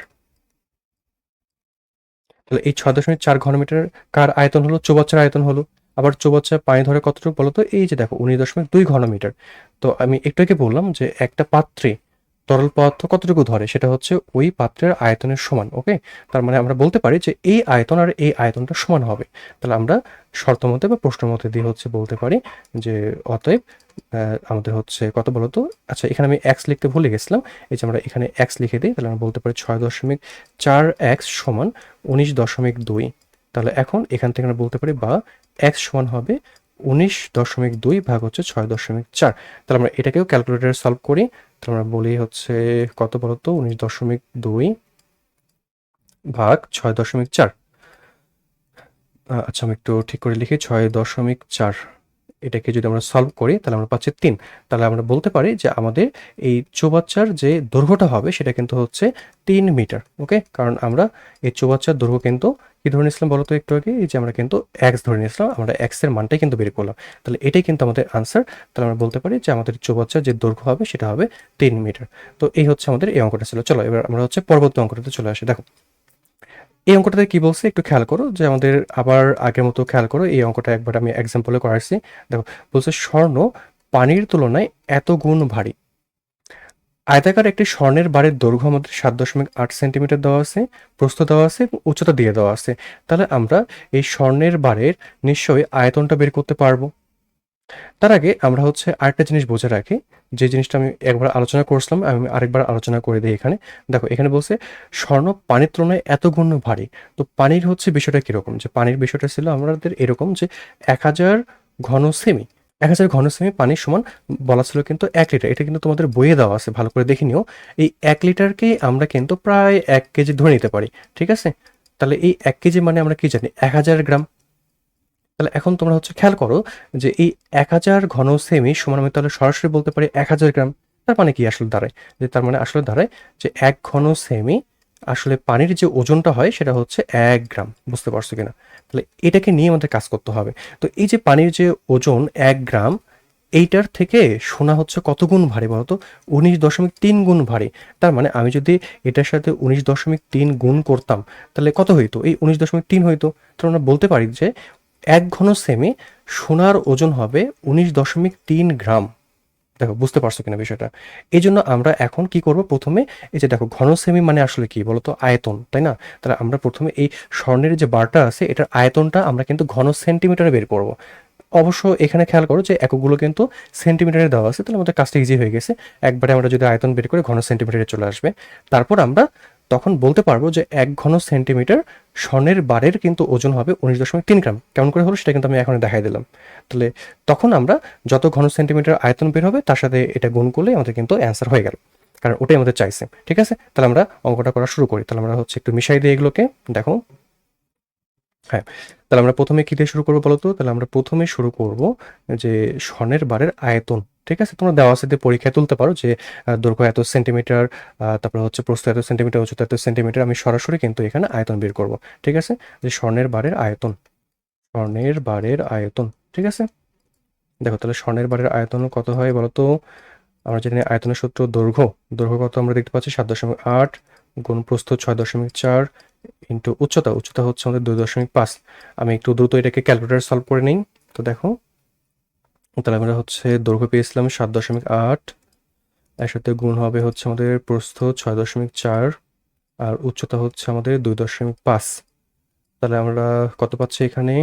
ক্যালকুলেট করে আমরা পাচ্ছি, দেখো যে 124.8 ঘন সেন্টিমিটার। ঠিক আছে, তাহলে আমরা বলবো 124.8 ঘন সেন্টিমিটার। তাহলে এত ঘন সেমি কিন্তু হচ্ছে আমাদের স্বর্ণের বারের আয়তন। ঠিক আছে, এখন আমরা হচ্ছে একটু আগেই দেখলাম যে 1 ঘন সেমি স্বর্ণের বারের মানে যেটা ওজন হয় আর কি, সেটা হচ্ছে 19.3 গ্রাম কিন্তু। তো আমরা বলি যে অতএব 1 ঘন সেমি, 1 ঘন সেমি স্বর্ণের বারের ওজন, স্বর্ণের বারের ওজন সমান 19.3 গ্রাম। তাহলে অতএব আমরা বলতে পারি, অতএব 124.8 ঘন সেমি স্বর্ণের বারের ওজন হবে। তাহলে আমরা গুণ করে দিই এখানে, 19.3 গুণ 124.8। ঠিক আছে, আমরা এটাকে একটু ক্যালকুলেটারে সলভ করব। তাহলে আমরা হচ্ছে ক্যালকুলেটরে চলে আসি। তাহলে এই 124 আমাদের তুলে আছে, এটার সাথে আমরা 19.3 গুণ করে দেবো। ঠিক আছে, তাহলে 19.3 গুণ করে দিই। তাহলে আমরা কত পাচ্ছি দেখো তো? আমরা পাচ্ছি হচ্ছে 2408.64। ঠিক আছে, তাহলে আমরা বলতে পারি যে আমাদের স্বর্ণের বারের যে ওজন হবে সেটা হবে 2408.64 গ্রাম। তাহলে এটাই হচ্ছে কিন্তু আমাদের অ্যান্সার। ঠিক আছে, চলো আসো আমরা হচ্ছে পরবর্তী অঙ্কের দিকে চলে যাই। দেখো এরপরের অঙ্কে আমি কি দিয়ে রাখছি। দেখো এরপর তোমাদের 21 নম্বর অঙ্কটা খেয়াল করো বইয়ের, যে বলছে আয়তাকার একটি মাঠের দৈর্ঘ্য হবে তার প্রস্থের 1.5 গুণ। আবার বলছে প্রতি বর্গমিটারে 1.90 টাকা দরে হচ্ছে ঘাস লাগাতে আমাদের এত টাকা ব্যয় হয়। এখন বলছে প্রতি মিটারে 2.50 টাকা হচ্ছে যদি দরে ওই মাঠের চারদিকে আমরা বেড়া দিতে চাই, তাহলে মোট কত টাকা খরচ হবে? মানে একটা মাঠের আমরা চারদিকে, এই যে ধরো আমাদের এরকম যদি একটা মাঠ থাকে, তাহলে এই মাঠের চারদিকে আমরা বেড়া দেবো। আমরা বেড়া হচ্ছে কিভাবে দিই বলতো? আমরা পরিধি বরাবর কিন্তু বেড়া দিই। তো এই হচ্ছে আমাদের বেড়া দিতে কত টাকা খরচ হবে এটা বলছে। তো তার আগে আমরা যে একটা কাজ করবো, যে আমাদের যেহেতু বলছে দৈর্ঘ্য প্রস্থের 1.5 গুণ, তাহলে আমরা এগুলো হচ্ছে ধরে নিই। ঠিক আছে, তাহলে আমরা প্রথমে হচ্ছে লিখবো যে ধরি প্রস্থ এক্স মিটার। তাহলে আমরা লিখে নিই যে ধরি প্রস্থ এক্স মিটার। ঠিক আছে, তাহলে আমরা ধরি প্রস্থ সমান এক্স মিটার, এই কথাটা আমরা লিখে নিই। তারপর আমরা বলবো যে অতএব দৈর্ঘ্য সমান কত হবে বলতো? দৈর্ঘ্য বলে দিচ্ছে প্রস্থ হবে 1.5 গুণ, মানে 1.5 গুণ আর কি। তাহলে 1.5 এক্স মিটার। তাহলে এখন আমাদের এই আয়তাকার মাঠের ক্ষেত্রফল কত হবে? আমরা সরাসরি লিখি যে অতএব তাহলে ক্ষেত্রফল হবে হচ্ছে আমাদের দৈর্ঘ্য গুণ প্রস্থ। তো তাহলে আমাদের দৈর্ঘ্য কত ছিল? 1.5x ইন্টু আমরা হচ্ছে প্রস্থ পাচ্ছি x, তাহলে এটাকে গুণ করলে আমরা পাবো 1.5x স্কোয়ার, এত বর্গ মিটার। ওকে, তাহলে আমরা এটা কি পেলাম বলতো? আমরা পেলাম কিন্তু হচ্ছে আয়তাকার মাঠের যে ক্ষেত্রফল সেটা কিন্তু পেয়ে গেলাম। এখন বলছে দেখো যে এই আয়তাকার মাঠের 1 বর্গ মিটারে 1.9 টাকা করে খরচ হয়, মানে 1 বর্গ মিটারে ঘাস লাগাতে আমাদের 1.9 টাকা খরচ হয়। তাহলে আমরা মাঠের ক্ষেত্রফল কত পেলাম? 1.5x square. তাহলে এত বর্গ মিটারে ঘাস লাগাতে কত টাকা খরচ হবে? আমরা সরাসরি একবারে বের করি। তো আমরা একবারে বলবো যে অতএব 1.5x স্কোয়ার এত বর্গ মিটার মাঠে ঘাস লাগাতে খরচ হয়। আমরা ডিরেক্টলি লিখি খরচ হয় কত বলতো? খরচ হবে তাহলে আমাদের 1.5x স্কোয়ার গুণ 1.90 এত টাকা। দেখো তাহলে এটা কিন্তু টাকাটা কনভার্ট হয়ে গেল। ঠিক আছে, তাহলে আমরা একটু এটাকে ক্যালকুলেটর সলভ করে নিই। দেখো তাহলে 1.5, আচ্ছা 5 গুণ আমরা পেয়েছিলাম কত? 1.9 এখানে ছিল, তাহলে 1.9 যদি আমরা গুণ করি তাহলে আমরা পাই হচ্ছে এখানে কত? 2.85। ঠিক আছে, তাহলে আমরা একটু লিখে নিই এখানে। তাহলে আমরা বলতে পারি যে আমাদের 2.85x স্কোয়ার, তাহলে এত টাকা কিন্তু খরচ হয়। তো এই যে মোট যে টাকাটা খরচ হয়, এই টাকাটাই কিন্তু আবার বলে দেওয়া আছে যে এত টাকা খরচ হয়। তার মানে এই দুইটা টাকার পরিমাণ সমান, কারণ পুরা হচ্ছে আমি মাঠে যে ঘাস লাগাবো সেখানে যদি আমার এই টাকা খরচ হয়, সেই টাকাটা অলরেডি বলে দেওয়া আছে, তাহলে অবশ্যই দুটো সমান হবে। তাহলে শর্ত মতে বা একবারে বলতে পারি যে অতএব 2.85x স্কোয়ার সমান এই যে আমাদের কত বলা আছে বলতো? 10,260 টাকা। তাহলে আমরা এখন এখান থেকে সুন্দর করে এক্স এর যে মান সেটা আমরা বের করব। ঠিক আছে, তাহলে আমরা 10,260কে ভাগ করব 2.85 দ্বারা। তো আমি একটু ক্যালকুলেটর ইউজ করি এখানে।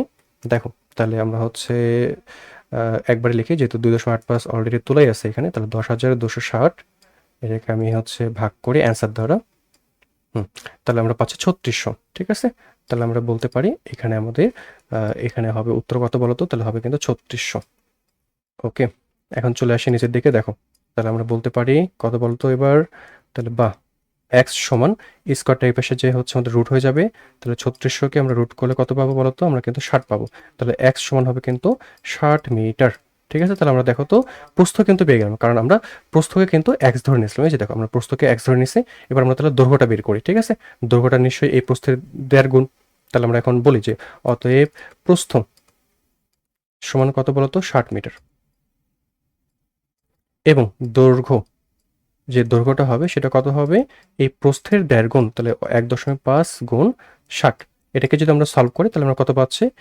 একটু খেয়াল করি, তাহলে 60 আর এই পাশে হচ্ছে আমরা, তাহলে এখানে পাচ্ছি আমরা 90 মিটার। ঠিক আছে, তো এখন দেখো আমাদের হচ্ছে কি বলছে বলতো? এবার কিন্তু আমাদের বলছে যে প্রতি মিটারে যদি 2.50 টাকা দরে ওই মাঠের চারদিকে বেড়া দিতে কত টাকা ব্যয় হবে। তাহলে একটু মনে রাখো যে আমাদের এক মিটারে আমাদের খরচ হয় কিন্তু বেড়া দিতে 2.50 টাকা করে। ঠিক আছে, তাহলে বা আমরা 2.5 টাকা বলতে পারি। তাহলে এখন খেয়াল করো যে আমাদের আসলে বেড়া আমরা কোথায় দিই? আমরা একটা হচ্ছে মাঠকে যদি চিন্তা করি, আমি একটু এরকম করে তোমাদের বুঝাই দিই। এখানে দেখো, এই ধরো এটা একটা মাঠ। ঠিক আছে, তাহলে আমরা মাঠের হচ্ছে বেড়াটা কোন দিকে দিই বলতো? আমরা হচ্ছে মাঠে কিন্তু বেড়া দিই এই যে আমাদের চারপাশের যে অংশটুকু, এই অংশটুকুতে কিন্তু আমরা বেড়া দিই। এটাকে আমরা পরিধি বলি, বুঝতে পারছো কিনা? এখন এই মাঠটা যেহেতু একটা আয়তাকার ছিল, তাহলে আয়তক্ষেত্রের পরিধি তোমরা কি জানো বলো তো? আয়তক্ষেত্রের পরিধি হচ্ছে আমরা জানি যে 2 গুণ দৈর্ঘ্য যোগ প্রস্থ। ঠিক আছে, 2 গুণ দৈর্ঘ্য যোগ প্রস্থ। তাহলে এখন এখানে 2 গুণ দৈর্ঘ্য কতটুকু বলতো? এই যে দৈর্ঘ্য কিন্তু আমরা পেয়ে গেছিলাম 90, আর প্রস্থ কিন্তু আমরা পেয়ে গেছিলাম 60। আমরা এটাকে হচ্ছে সরাসরি ক্যালকুলেট করব। দেখো তাহলে 2 গুণ এখানে 60 আর 90 যোগ করব, তাহলে আমরা পাচ্ছি 150। এটাকে গুণ করলে আমরা পাবো কিন্তু 300। বুঝছো কিনা? দেখো এই 300 কিন্তু মিটার। দেখো এখন 1 মিটারে তোমরা একটু খেয়াল করছো এর আগে যে 1 মিটারে আমাদের খরচ হয় 2.50 টাকা করে। তাহলে চারদিকে বেড়া দিতে কত টাকা খরচ হবে? নিশ্চয়ই আমরা এটার সাথে গুণ করে দেবো 2.50 টাকা। তাহলে অতএব বলবো যে বেড়া দিতে খরচ হয় বা ব্যয় হয়, আমরা লিখতে পারি ব্যয় হয় কত টাকা বলতো? তাহলে 300 গুণ 2.50। তাহলে এটাকে যদি আমরা সলভ করি তাহলে আমরা কত পাচ্ছি? একটু ক্যালকুলেটর আমি দ্রুত করে নিই সলভটা। দেখো তাহলে আমরা পাচ্ছি 300 গুণ 2.50। তাহলে আমরা হচ্ছে পাচ্ছি এখানে 750 টাকা। তাহলে আমাদের চারদিকে বেড়া দিতে 750 টাকা খরচ হবে। ঠিক আছে? তাহলে আমরা উত্তর লিখবো এখানে 750 টাকা। তাহলে এটাই হচ্ছে আমাদের কিন্তু অ্যান্সার। তাহলে চলে আসো আমরা পরবর্তী অঙ্কের দিকে চলে আসি। দেখো এবার হচ্ছে আমাদের বলছে 80 মিটার দৈর্ঘ্য এবং 60 মিটার প্রস্থ বিশিষ্ট একটা আয়তাকার বাগানের এবার দেখো ভিতরের চারদিকে কিন্তু 4 মিটার প্রস্থ একটি পথ আছে। ঠিক আছে? তো এখন বলছে প্রতি বর্গ মিটারে এত টাকা দরে ওই পথ মানে ওই পথ বলতে ওই রাস্তাটা হচ্ছে বাঁধাতে কত টাকা খরচ হবে। তো এখন দেখো আমরা হচ্ছে এবার একটু চিন্তা করি যে আমাদের এই হচ্ছে আয়তাকার বাগান। ঠিক আছে? এই বাগানের ভিতরের দিকে আমাদের কিন্তু চারদিকে সমান প্রস্থ বিশিষ্ট কিন্তু রাস্তা আছে। এদিকে যদি আমাদের 4 মিটার হয় তাহলে এদিকেও 4 মিটার প্রস্থ রাস্তা, এদিকেও 4 মিটার, এদিকেও 4 মিটার। সব দিকে আমাদের কিন্তু 4 মিটার করে প্রস্থ কিন্তু ভিতরের দিকে রাস্তা আছে। আর এই যে বাইরের যে মাপটা, সেই বাইরের মাপটা কিন্তু আমাদের বলে দেওয়া আছে। কত বলো তো? এই যে বাইরের মাপটা হচ্ছে দৈর্ঘ্যের দিক থেকে 80 মিটার। আর এই যে প্রস্থ বরাবর মানে এই যে এই পাশ থেকে আমাদের এই পাশ বরাবর কত বলো তো? 60 মিটার কিন্তু। ঠিক আছে? এখন তোমরা হচ্ছে খুব সহজেই কিন্তু এটা সলভ করতে পারবা। কি করবা বলো তো? যে এই পুরো অংশটার ক্ষেত্রফল থেকে আমরা হচ্ছে এই ভিতরের অংশটুকুর ক্ষেত্রফল বাদ দিয়ে দিব। তাহলে কিন্তু আমরা এই যে হচ্ছে রাস্তা বা এই যে পথ, এই পথটার কিন্তু ক্ষেত্রফল পেয়ে যাব। আর এই পথটার ক্ষেত্রফল আগে আমাদের বের করতে হবে, কারণ আমরা এই পথটাই কিন্তু বাধাই করব। ঠিক আছে? আর আমাদের এই পথটা বাধাই করতে প্রতি বর্গ মিটারে যে আমাদের 7.25 টাকা করে খরচ হয়। তাহলে আমরা এখন কি বলবো বলো তো? আমরা প্রথমেই বলবো যে আয়তাকার বাগানের ক্ষেত্রফল। ঠিক আছে? তাহলে আমরা দেখো আয়তাকার বাগানের ক্ষেত্রফল কত পাচ্ছি বলো তো? দেখো, তাহলে আমরা বলি আয়তাকার বাগানের ক্ষেত্রফল, আমি ডিরেক্টলি করি এখানে। তাহলে আয়তাকার বাগানের ক্ষেত্রফল, তাহলে ক্ষেত্রফল কত পাচ্ছে খেয়াল করো তো? ক্ষেত্রফল হচ্ছে দৈর্ঘ্য গুণ প্রস্থ, তাহলে 80 গুণ 60 আমরা করি। তাহলে এই পাশে গুণ করলে আমরা পাচ্ছি 48, দুইটা শূন্য অ্যাড করে দিলাম, তাহলে এত কিন্তু বর্গ মিটার। দেখো তাহলে আমরা এই পুরো অংশে কিন্তু ক্ষেত্রফলটা কিন্তু পেয়ে গেলাম। এখন দেখো এই ভিতরের অংশটুকুর দৈর্ঘ্য আর প্রস্থ জানলে ভিতরের অংশটুকুর ক্ষেত্রফল আমরা বের করতে পারবো। এখন দেখো এই 80 মানে হচ্ছে এখানে দেখো এই যে আমি একটু ভালো করে বুঝে এই যে এখানে দেখো এটা পুরোটাই কিন্তু হচ্ছে আমাদের 80 বা 80। তাহলে এখন দেখো যে এই পাশে আমাদের কিন্তু 4 ছিল প্রস্তুতা, এই পাশেও কিন্তু 4 প্রস্তুতা। তাহলে আমি এই 80 থেকে যদি দুই পাশে 4 4 করে বাদ দিয়ে দিই তাহলে এই দৈর্ঘ্যটা আমি পেয়ে যাচ্ছি। তাহলে এই দৈর্ঘ্যটা কত হয় বলতো? যে 80 বিয়োগ 2 গুণ কিন্তু 4। তাহলে আমরা কিন্তু এই দৈর্ঘ্যটা পেয়ে যাবো, কারণ এই পুরোটাই 80, দুই পাশ থেকে আমি 4 4 করে বাদ দিয়ে দিলাম। তাহলে কয়টা 4 ছিল? দুইটা 4 ছিল। তাহলে আমি কিন্তু এই দৈর্ঘ্যটা পেয়ে যাচ্ছি। এই যে আমাদের আয়তাকার বাগানের ভিতরের অংশটুকু। ঠিক আছে? তাহলে এর দৈর্ঘ্য কতটুকু হচ্ছে ভিতরের অংশটুকু বলতো? এর দৈর্ঘ্য কিন্তু হচ্ছে আমাদের 80 বিয়োগ 2 গুণ 4।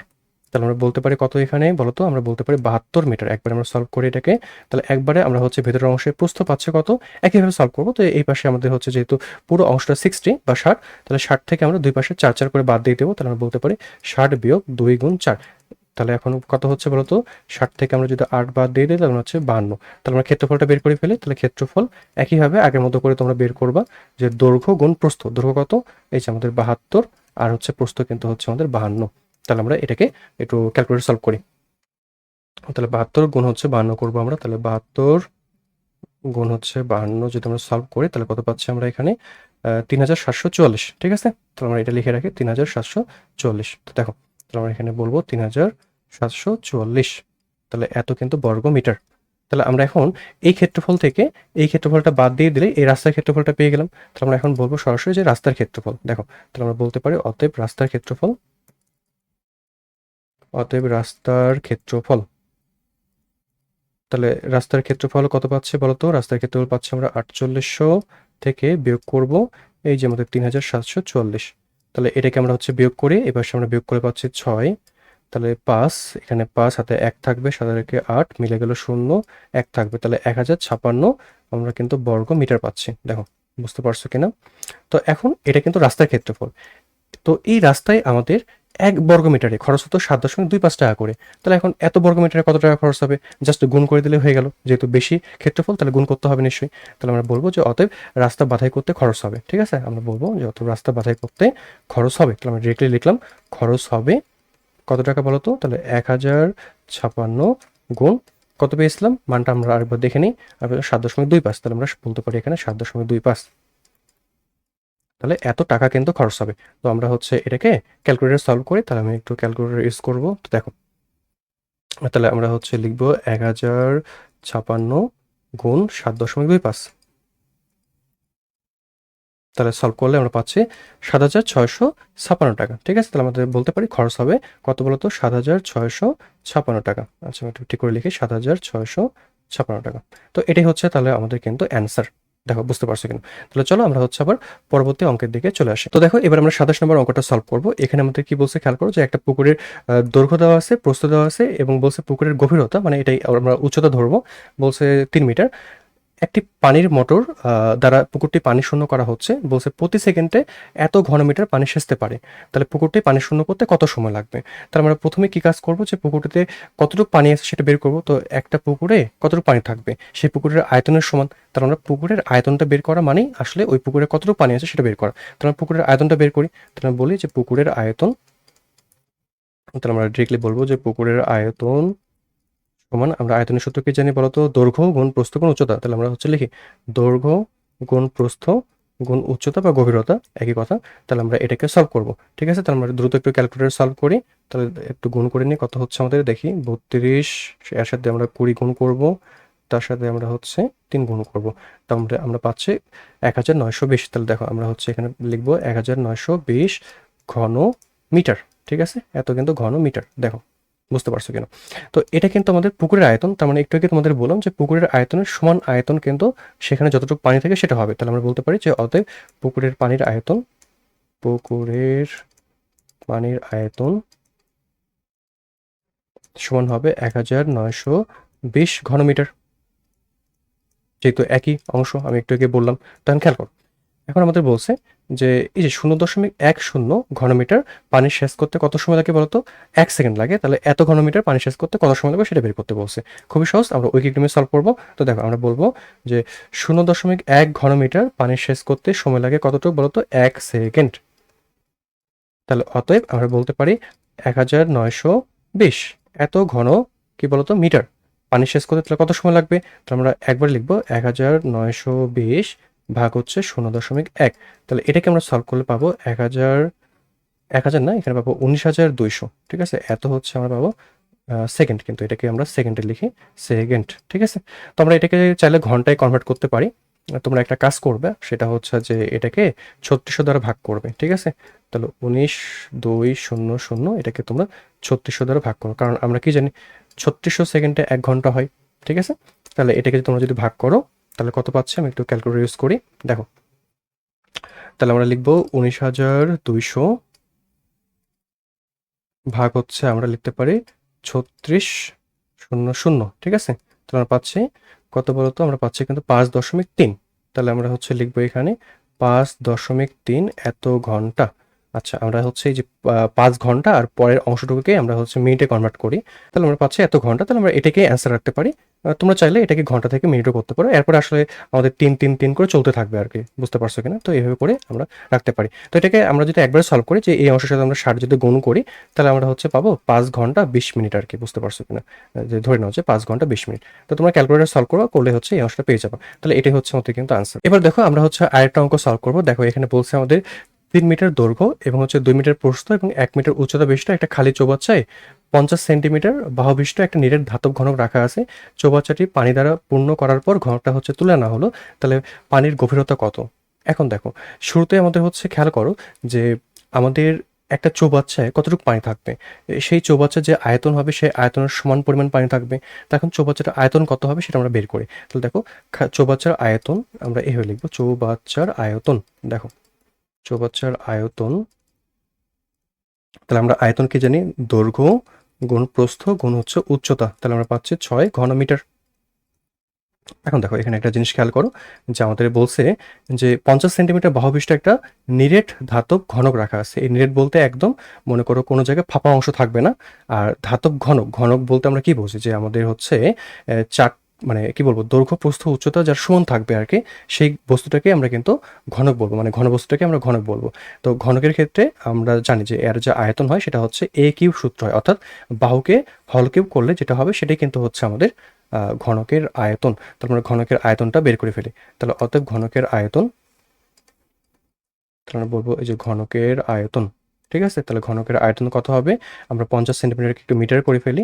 50 ভাগ 100 করে তার উপরে আমরা পাওয়ার 3 দিব, বা তোমরা এটাকে 3 বার গুণ করবা তাহলেই হবে। তাহলে এখানে পাচ্ছি আমরা 0.5 তার উপরে 3।